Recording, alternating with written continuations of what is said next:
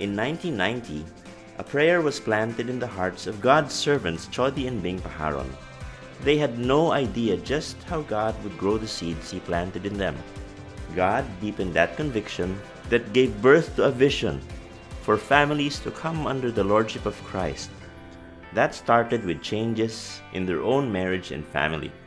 Their prayer was to participate in God's work, imprinting a lasting mark in people's lives.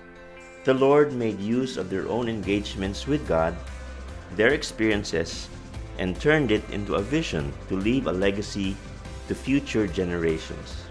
They attended the Weekend to Remember seminar and the first Family Life International Speakers Conference in 1994 in New Orleans. They went with Fred and Erlene Castro, and together they paved the way for Family Life to reach the Philippines. The groundwork started with a Weekend to Remember among staff members, pastors, and churches. In 1995, the Lord moved them to Davao City, and a year later, the Church and Family Resource Center was established. By God's grace, the ministry branched out in different ways.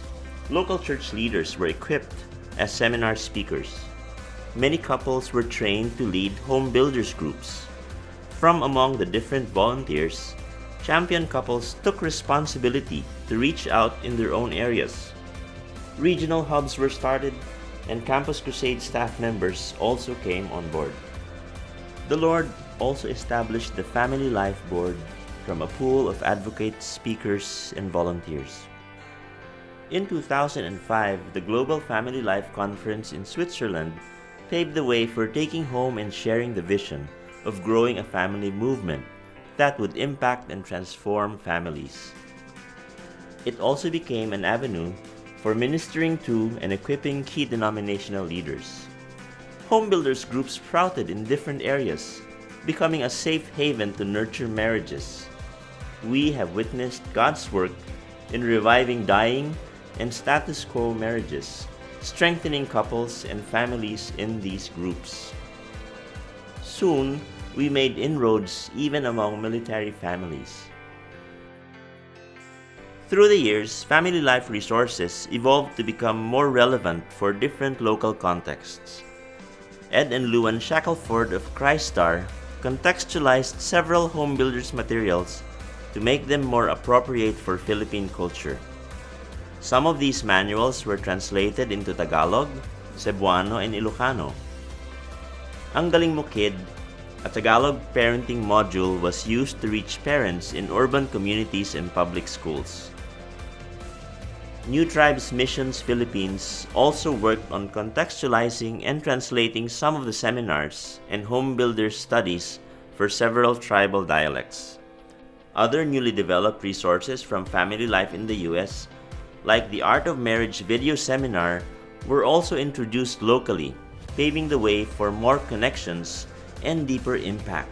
The Lord used our partnership with the Southeast Asia office of Campus Crusade to open up opportunities and bring the Family Life seminars and training events to Vietnam, Brunei, Indonesia, Malaysia, Cambodia, and Myanmar.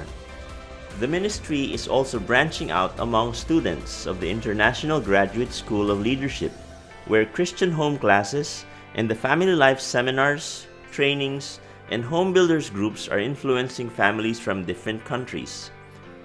When these students return to their ministries in their home countries, many of them start to reach out to families too. The Movement Makers Summit in the Netherlands led the Philippines to accelerate partnerships and resourcing with different denominational groups. Leaders in key cities like Davao, Cebu, and Manila were trained. We live in a rapidly changing world. Dennis Rainey once said, "Because the spiritual and moral condition of individual families is a pivotal societal issue, those who make up the home need to return to the standard of God's truth. In order to get there, husbands and wives need to take courage and turn from the seductive voices of culture and make their marriages work." In the midst of these challenging times, we praise God for the bravery of families who are taking action, parents responding to God's call to shepherd the hearts of their children. We are seeing intergenerational discipleship happening. home builders groups are growing and multiplying. Every member of the family becomes a home builder.